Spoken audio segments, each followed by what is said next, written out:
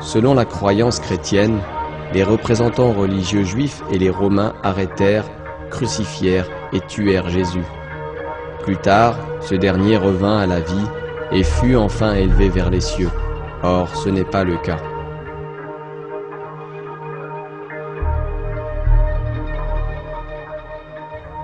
Il n'y a pas un seul mot dans tout le Coran qui se rapporte à la mort du prophète Jésus, alors que des termes tels que « qataluhu » ou « mata » sont employés dans les versets en référence aux morts normales des autres prophètes. Le verbe « tawaffa », signifiant « reprendre », est utilisé pour le prophète Jésus. Quand Dieu dit « Ô Jésus, certes je vais te reprendre » et t'élever vers moi, te débarrasser de ceux qui n'ont pas cru et mettre jusqu'au jour de la résurrection ceux qui te suivent au-dessus de ceux qui ne croient pas.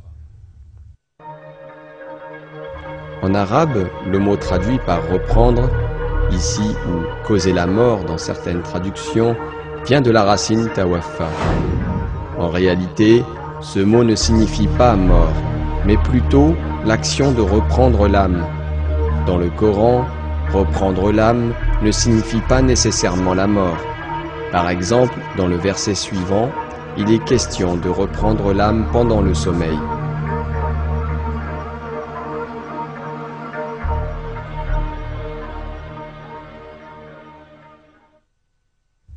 Et la nuit, c'est lui qui reprend vos âmes.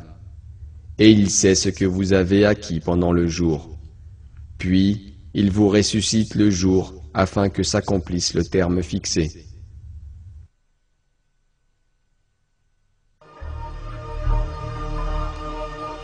Le mot utilisé pour reprendre dans ce verset est le même que dans la sourate 3, verset 55, tawaffa.